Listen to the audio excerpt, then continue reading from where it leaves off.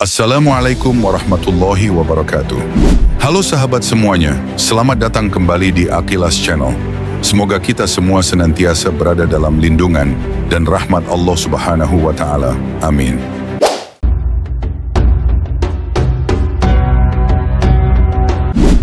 Pada kesempatan kali ini, kita akan membahas sebuah topik yang menarik dan relevan dalam kehidupan sehari-hari, yaitu demam.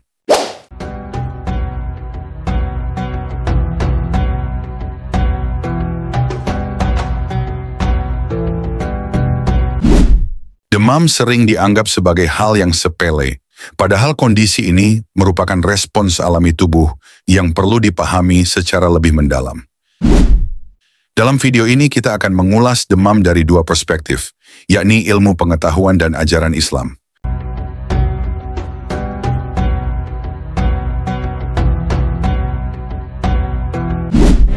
Lalu, apa sebenarnya yang dimaksud dengan demam? Bagaimana penjelasannya dari sudut pandang medis, dan bagaimana pandangan ajaran Islam terkait kondisi ini? Mari kita simak penjelasannya secara lengkap.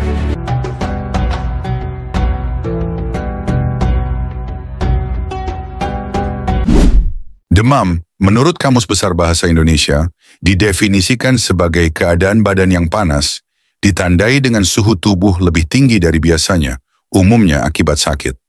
Definisi lainnya adalah kondisi sakit yang menyebabkan suhu tubuh meningkat di atas normal. Dalam konteks ini, demam bukanlah penyakit, melainkan gejala yang menandakan adanya gangguan kesehatan atau respons tubuh terhadap infeksi.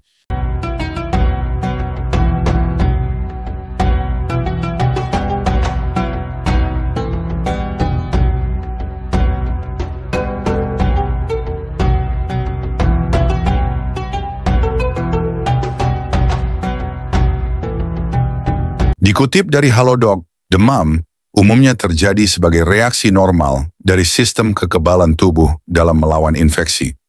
Demam biasanya akan sembuh dengan sendirinya. Namun kondisi ini tidak boleh dianggap remeh, terutama jika suhu tubuh meningkat terlalu tinggi atau tidak kunjung turun, karena hal tersebut bisa menjadi tanda adanya gangguan kesehatan yang lebih serius.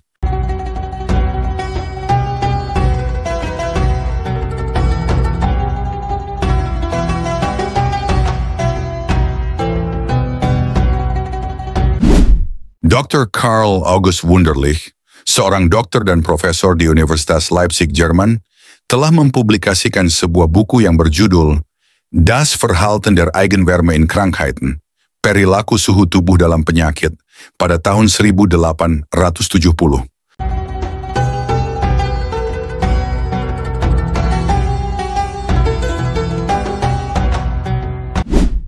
Selama 16 tahun, ia telah memberikan perhatian penuh pada perilaku suhu tubuh dalam penyakit.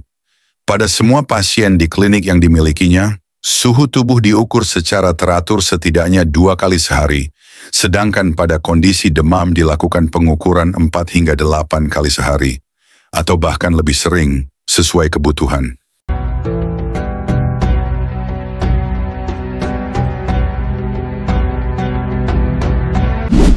Secara bertahap, ia berhasil mengumpulkan data dari ribuan kasus penyakit yang dipantau secara termometris, serta jutaan pengukuran individu. Jumlah kasus penyakit yang tercatat dengan observasi termometrik di klinik yang dimilikinya mencapai lebih dari 25.000, dengan jumlah pengukuran individu mencapai jutaan.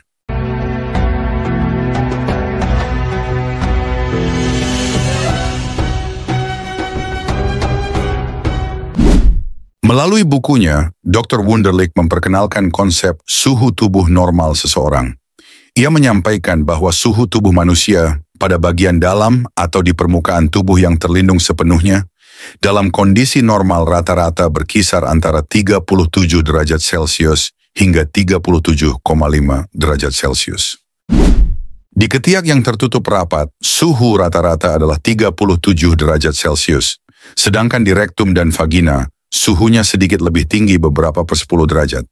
Jika suhu di ketiak melebihi 37,5 derajat Celcius atau turun di bawah 36,25 derajat Celcius, itu selalu dianggap mencurigakan, baik terjadi secara spontan maupun akibat faktor eksternal.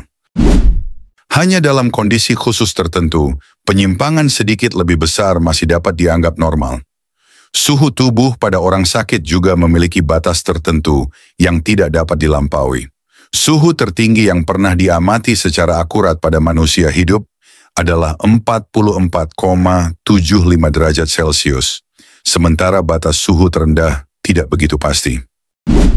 Namun, terlepas dari kasus-kasus yang benar-benar luar biasa, bahkan pada penyakit yang paling parah, suhu tubuh manusia hidup umumnya berkisar antara 35 derajat Celcius hingga 42,5 derajat Celcius. Sangat jarang suhu tubuh melebihi 43 derajat Celcius atau turun di bawah 33 derajat Celcius.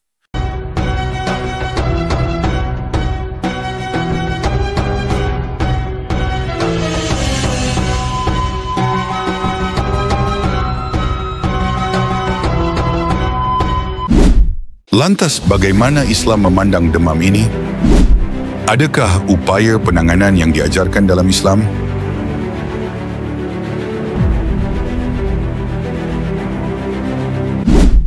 Dalam perspektif Islam, demam bukan sekadar gejala penyakit fisik, melainkan juga ujian dan tanda kasih sayang Allah kepada hambanya. Rasulullah SAW menyebutkan bahwa demam dapat menjadi bentuk penghapusan dosa dan sarana untuk meningkatkan derajat keimanan seseorang. Dalam sebuah hadis beliau bersabda yang artinya, tidaklah seorang mukmin tertimpa rasa sakit, kelelahan, kesedihan, atau bahkan duri yang menusuknya, kecuali Allah akan menghapus dosa-dosanya karena itu. Hadis riwayat Bukhari dan Muslim.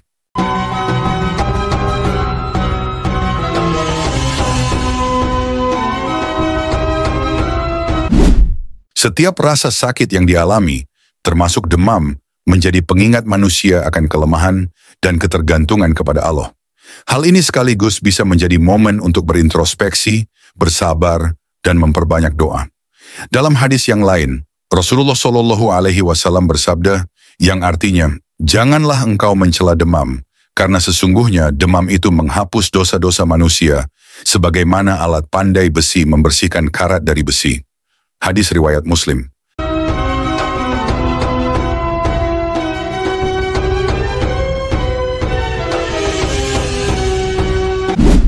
Lantas bagaimana Islam menganjurkan pengobatan untuk demam ini?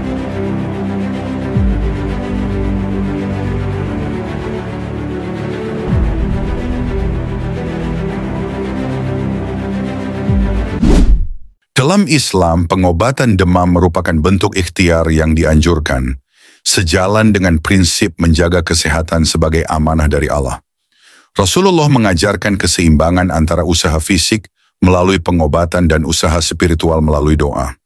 Beliau bersabda, setiap penyakit ada obatnya. Apabila obat itu sesuai, penyakit akan sembuh dengan izin Allah. Hadis riwayat Muslim.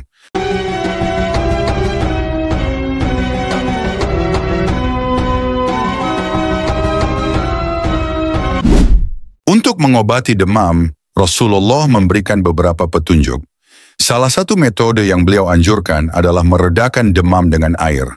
Beliau bersabda, sesungguhnya demam itu adalah hembusan uap neraka jahanam, maka dinginkanlah dengan air. Hadis riwayat Bukhari dan Muslim.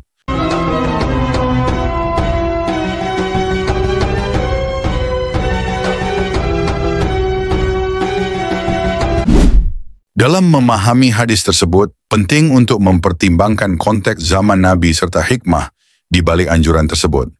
Saat itu, air yang tersedia umumnya bersuhu normal atau cenderung sejuk, sehingga digunakan sebagai sarana mendinginkan tubuh secara alami. Ini dapat disesuaikan dengan prinsip medis masa kini yang menganjurkan penggunaan kompres dengan suhu yang tidak ekstrim. Meredakan demam dengan air bisa juga dilakukan dengan cara meminum air putih dalam jumlah yang cukup agar tubuh tetap terhidrasi.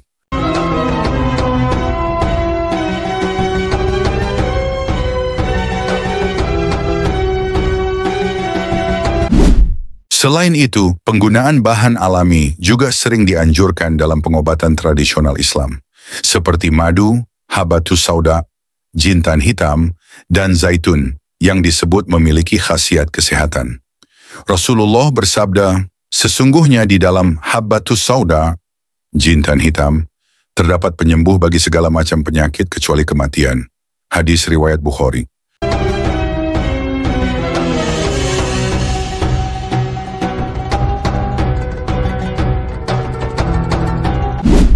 Penggunaan air dan madu sebagai media penyembuhan telah lama diakui dan dipraktikkan oleh para ilmuwan terdahulu. Hippocrates, seorang dokter Yunani kuno yang kini dikenal sebagai bapak kedokteran, dalam bukunya On Regimen in Acute Diseases, menyebutkan manfaat mandi bagi kesehatan jika dilakukan dengan tepat. Ia menulis bahwa mandi lebih cocok untuk pasien pneumonia daripada penderita demam tinggi. Mandi dapat meredakan nyeri di sisi tubuh, dada, dan punggung, memperbaiki pengeluaran dahak, membantu pernapasan, serta mengurangi rasa lelah. Selain itu, mandi juga meredakan persendian, melembabkan kulit, memperlancar buang air kecil, mengurangi rasa berat di kepala, dan melembabkan rongga hidung.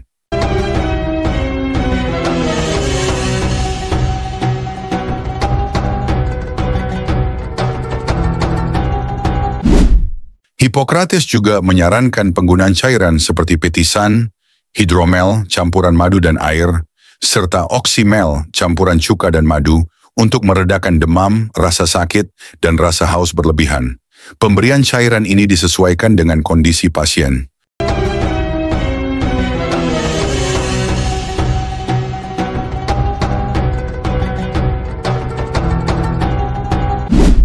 Namun, Islam tidak melarang penggunaan metode pengobatan modern. Justru, mencari pengobatan medis yang sesuai merupakan wujud nyata dari ikhtiar seorang Muslim. Mengunjungi dokter dan mengonsumsi obat yang dianjurkan adalah bagian dari usaha untuk memperoleh kesembuhan. Tentunya tetap disertai doa dan tawakal kepada Allah.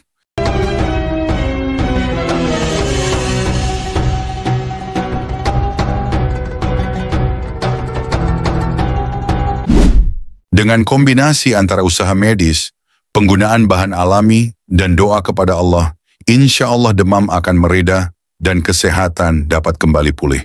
Yang terpenting, seorang Muslim diajarkan untuk tetap bersabar dan percaya bahwa setiap rasa sakit adalah kesempatan untuk meraih pahala dan penghapusan dosa. Sebagai penutup, semoga penjelasan ini dapat menambah pemahaman kita tentang demam, baik dari sudut pandang medis maupun dalam ajaran Islam. Demam bukan hanya tanda adanya gangguan kesehatan, tetapi juga cara tubuh melawan penyakit. Penting bagi kita untuk menanganinya dengan bijak serta selalu berdoa memohon kesembuhan kepada Allah. Wallahu a'lam bishawab.